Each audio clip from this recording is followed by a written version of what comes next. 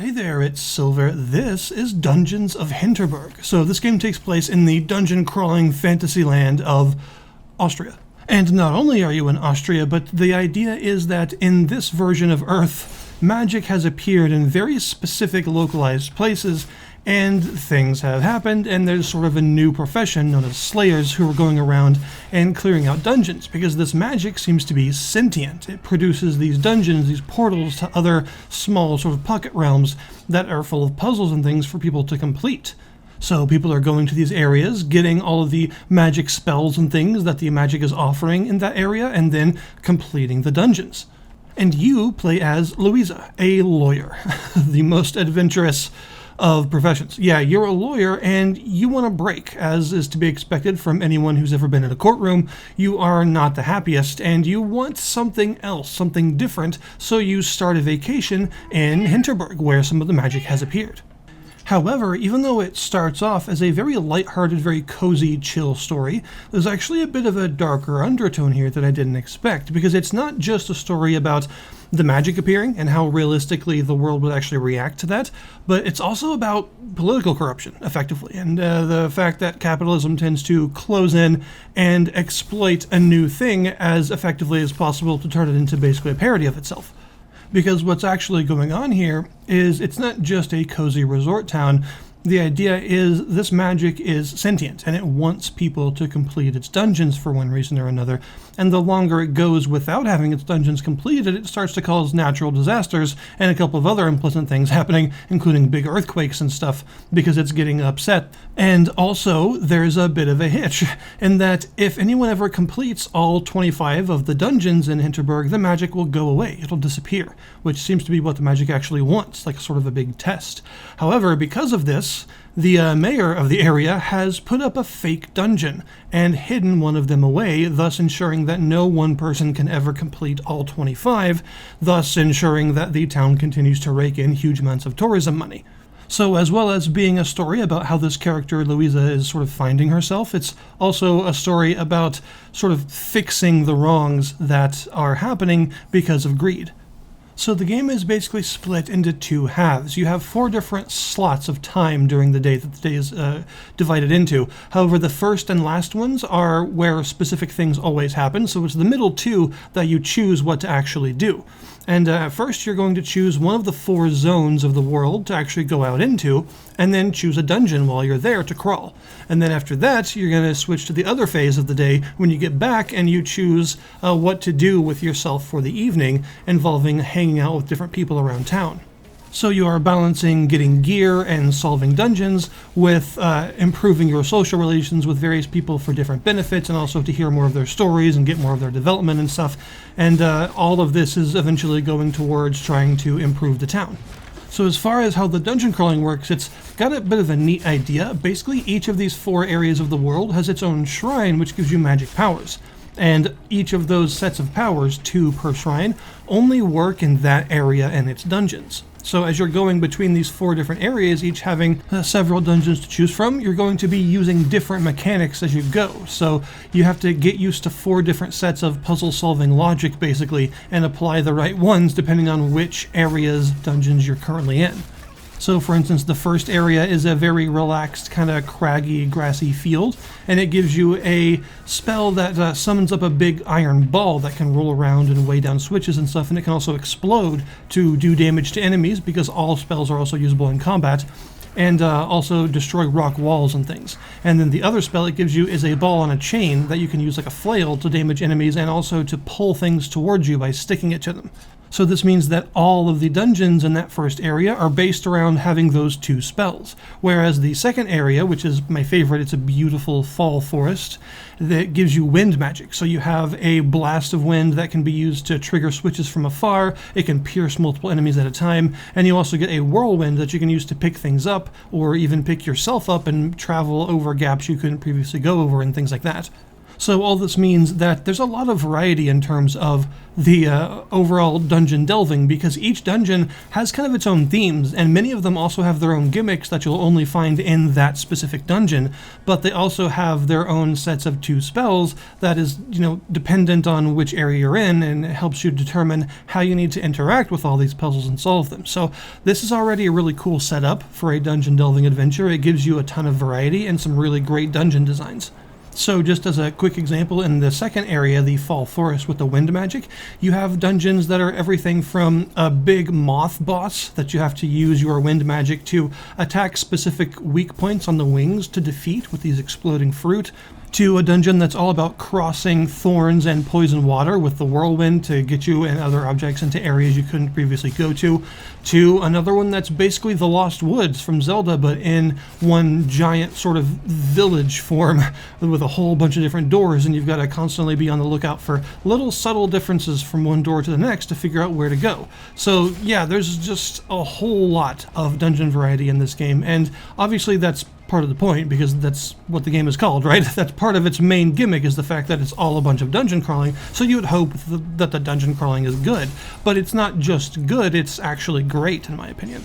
You do have a combat system as well, and it's pretty fun. You've got a simple sword setup. You don't have a sword and shield or anything, it's just a sword, but it is an effective sword. You've got a light attack combo and a heavy attack combo, and you can swap back and forth. You've also got a dodge roll, but you're very limited on terms of how much you can use it. You can only dodge twice before you're out of stamina. You can eventually, if you befriend certain people in town, you can increase that to have more stamina, but still it'll be a relatively limited resource, so you can't spam it. You can also, as I mentioned, use all of these spells in battle. They're not just for solving puzzles. The nice thing is you do have an MP gauge, but when you use spells outside of battle, they're free. You don't have to worry about MP. You can experiment as much as you want without worrying about it. But in battle, they cost MP to use. And this is because they're often quite powerful. A lot of the spells do a great deal of damage. Smacking enemies does give you MP back, and heavy attacks give you more MP than light attacks. Also, you have these things called attack conduits eventually that you'll unlock depending on who you befriend in town. And these are like active skills, sort of big fancy attacks that you can do. These don't cost MP at all, but they do have a cooldown period. And the interesting thing about that is they only cool down while in battle. So if they're out of battle and it's half cooldown, then it'll stay half cooldown until the next battle, and then it'll start ticking back. However, damaging enemies also causes it to cool down faster. You've got 2 slots for those conduits, but you can eventually expand that to 3. And they involve all sorts of things like meteor storms, sword beams, whirlwind attacks, and all sorts of things like that. So they're actually really fun to use, and they tend to be some of your most powerful damage dealers in the game, really, especially if you buff them with charms and stuff. Charms are a really nice method of improving yourself. You've got all these charm slots, and you'll find various charms and treasure chests and stuff, and each one takes up a certain number of slots, and you can just equip as many as you can fit in the slots that you have. And as you would expect, you can talk to certain NPCs and spend time with them to improve the number of charm slots that you've got, so you can equip more of them. And you can also eventually find a scientist that lets you spend these resources on shrinking charms so that they take up fewer slots, and every single charm can be shrank all the way down to 1 slot if you've got the resources for it. You've also got, of course, all your gear slots. You have a sword as well as 4 different pieces of armor, and these give you a physical and magical attack as well as a physical and magical defense. And these are simplified down into a single number digit that you use. So you have a more detailed breakdown of all your stats and stuff, but you've also got a basic offense and defense number, and every dungeon will have a number that it recommends that you be. So it'll say like 6 outside of the dungeon. That means it wants you to be 6 on offense and defense, and you just want to improve those stats by equipping better gear and upgrading your gear and stuff in order to up that single digit number until it matches the dungeon. But it's not a hard limit. You can go into a 6 difficulty dungeon if you have 4 and 5 offense and defense if you want to. It'll be much harder, but you can still do it. And this particular number goes all the way up to 9 for the few endgame dungeons at the very final summit of everything. Although it is actually quite difficult to get your stats up to 9, and it'll take a little bit of doing and some upgrading and stuff before you can get there. In terms of actually getting all this gear, the most obvious answer is from chests and dungeons. You'll find lots of gear that way. But there's also a gear shop at the town. You can only shop after you've completed a dungeon or done that day's events and you're back there at the evening. But during that evening slot, you can shop as much as you want. And there are several different shops that sell different things, from gifts for characters to raise their relationship values if you find a good gift for each person. And you can also shop, and there's a lot of gear for sale, and as you go through the story, more and more advanced gear will become available at the gear store. And it gets really, really expensive, so this is one of your big money sinks. You can also talk to an arcane smith, Hannah, who has her own relationship value and useful stuff that she gives you for hanging out with her, but also just unlocking her mechanics allows you to do things like buy new charms and attack conduits from her shop, as well as upgrade your swords. You'll find these sword upgrades that you can slot into your weapon to make them stronger in various ways, and she'll eventually also, if you save her shop through a bit of a side quest that requires 3 signatures from other characters, allow you to spend money to upgrade your armor, which is very important for getting up to the 8 and 9 value defensive stats. And then after you're done shopping for the night, you will choose a character to hang out with, advance their relationship, maybe get a reward if you advance it to the next star rating. Some characters will only have like 2 different star ratings to go through, so they have a shorter story and fewer rewards, but they're still useful to go through. Like, for instance, the dog. There's a dog that you can befriend. You actually need to befriend him for the story because he's the only way you can get to one specific dungeon. You've got to have him dig it up for you, actually. But he also can give you a loot improvement later on. And then once you've hung out with the character, you will go back to your hotel room and sleep. Although you can choose to watch TV or read a book instead of sleeping. This will improve certain stats, but it will also make you have 25% less HP for the entire next day. So it's maybe something you don't want to do if you're going to go into a tougher dungeon that day or something. But you have these 4 stats that represent sort of how your vacation is going. You've got familiarity, amusement, relaxation, and renown. And these, like I said, they represent sort of how you're doing on your vacation and sort of what you're up to. And different activities will raise them different amounts. So seeing movies or watching TV or hanging out with specific NPCs, they all have different effects on these stats. And you'll find sometimes gear called resonant gear, and these have stat requirements. Basically, they'll have half of their normal stats if you equip them, but if you meet whatever of those 4 stats that they require, like say 150 amusement or something like that, then it will have its normal full stats and give you a much better stat line for equipping it. So usually these are really good pieces of armor and weapons and stuff as long as you've got the stats for them. There's also goo-covered gear, which is a similar idea. It has half of its normal stats while it's covered in goo, and if you befriend a certain NPC to a certain stage, then they will get the ability to remove the goo for you, thus giving you the full gear. There are also certain characters that can give you a character-specific charm if you go far enough down their storylines, and these charms will cause those 4 stats I mentioned to directly affect your physical and magical attack and defense as well. So there's a lot of really smart crossover between the 2 sides of the game. They don't feel like they're 2 separate things living in 2 separate worlds. They both inform each other, and it's required several points in the story for you to do certain things with certain characters to progress to certain dungeons and stuff. So it all feels very connected, it feels very organic, and they've done a really good job of making sure that the dungeon crawling and the social aspects don't clash at all and instead help each other out. But I would say personally, this might sound kind of weird, but I would say that the game's biggest strength, its biggest asset, is probably its pacing. The fact that it's got a nice equal split between more actiony and puzzly dungeon crawling and then some chill social stuff is really nice, and the way that you don't really spend too much time in either to overshadow the other is a good idea, but also it's the way that dungeons are paced that I think is probably its best element. At no point while I was doing a dungeon did I ever feel like it was dragging on or should have ended several rooms ago. But at the same time, no dungeon ever ended right as it was getting good. They last long enough to adequately explore the mechanics that they have, but they don't overdo it and become repetitive. And I think, honestly, that's really impressive. It's very difficult to do that, to have dungeon design that's that good, that feels like it's paced perfectly. Each dungeon is exactly as long as it needs to be. It gets out all of its ideas, but it doesn't make you repeat them in an overlong way. And that's really surprising to see done this well, especially 25 times. But the game genuinely does a really great job of pacing its dungeons. There's also the fact that the variety pacing is really good too. You're gonna explore some unique mechanics in each dungeon, and they're gonna feel well explored, and also each one is going to have enough of a variety of them that it also won't feel repetitive in that way. So even though you're using the same set of 2 spells for several dungeons in a row, they're all going to use them differently, and they're all going to have some other facets to how they work that make each one unique. And the dungeons, as a result, feel very handcrafted, very carefully created. The game is obviously going for a Zelda feel, and it does have a very like Wind Waker-esque feel to it, but it's got that same kind of Twilight Princess Wind Waker dungeon pacing, where some of them are long, some of them are short, but they're all exactly the right length. This is one of those games where hopping on for a day just feels exciting because I already have plans from the last time that I played it, right? You stop playing and you think, okay, the next time I'm going to do those 2 dungeons, and I'm going to get that character's relationship up 1 notch, and I'm going to get that upgrade for my gear, and it all just feels really satisfying. And this is also expanded in the gameplay itself, of course, where things like the movement has a lot of satisfaction to it because you're relatively heavy. Your character has a lot of momentum. She sort of starts walking slowly and then walks much more quickly, and then has a bit of a stop period where when you stop pressing the stick, she kind of does a couple more steps forward. There's momentum there, there's weight to her movements, but it doesn't feel clunky in any way. And the same could be said for the climbing controls, because you are going to be climbing a lot. There are lots of climbing up and down walls and along ledges and stuff, as you would expect in Zelda-style dungeons.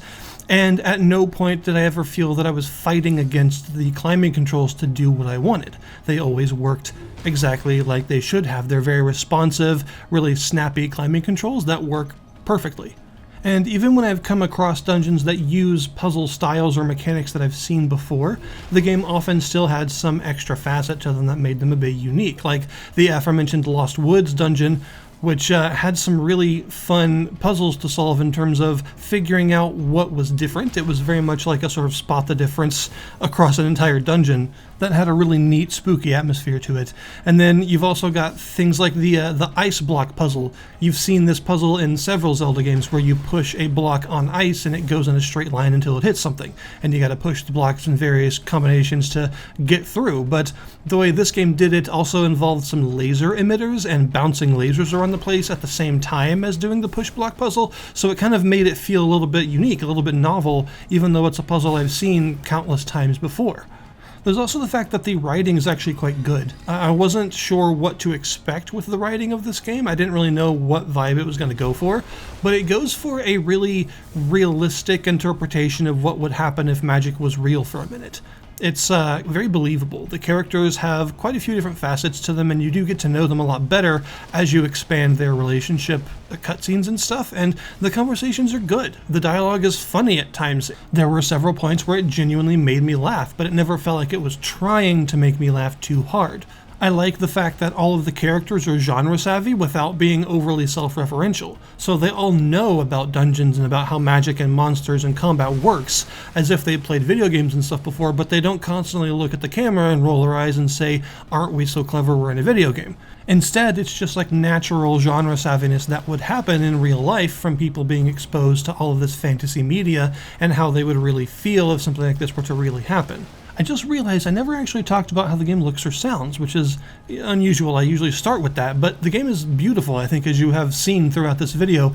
The dungeons are really inventive, and some of them have some really out there visuals, especially some of the ice caves and stuff where you're grinding on rails in between huge snowflakes and a big pink void. There's a lot of really cool stuff there, and pretty much all the dungeons have a really nice visual theme to them. I especially like, as I mentioned, the fall forest area and the sort of poison swampy area that is full of like old industrial facilities and kayaking around poison water, and there's some really neat kind of spooky ruins and stuff in that area that have a bit of a unique atmosphere to them that you don't find anywhere else in the game. So the game's very colorful, shaded effects to how it looks, it matches the overall sort of vibe of the game, right? The way that it looks makes sense in terms of how it's written and how it feels to play. It kind of works together, and it is lighthearted and relaxing while also being a bit challenging in terms of some of the later dungeons, and a bit of a challenging concept with the more darker undertones of the story as well. They all sort of go together. And the music as a whole is It's got a lot of indie cred. I would say it's really chill. It's got like a super relaxing quality to it. Even in dungeons, it's less actiony music and it's more like contemplative music. Music that makes you think as you're exploring around. Music that wants you to look at the interesting environments they've created. It's music that goes along with a wanderlust that the game creates. So this is overall the sort of rare example of a very ambitious indie title that manages to grab a hold of its ambitions and do everything it set out to do to a really high degree of success. Its art style, its music, its pacing, its dungeon design, its enemy design, they're all like mythological creatures, its characters and writing, everything that it does really noticeably well. The game is also $30, which in my opinion is a steal. This is such a well-paced game that there's no filler. All of the hours of gameplay you're getting are all super enjoyable, and none of it feels frustrating or repetitive. So there's a lot here to see, and I highly recommend checking this game out if you're at all a fan of dungeon crawlers, action RPGs, Zelda games. There's a lot of sort of a Venn diagram of different types of games that all fit within this kind of style, but if you're a fan of that sort of thing, this is just a super good example of pretty much all of those things. And even some sort of Persona-esque dungeon crawling versus social elements and all that sort of stuff is here too. So there's a lot here for a lot of different people, and it's just all done so uncommonly well that I have no qualms recommending it very highly. So I'll put the link in the description below this video to the Steam store page for Dungeons of Hinterberg. Thank you guys very much for watching, and I'll see you next time.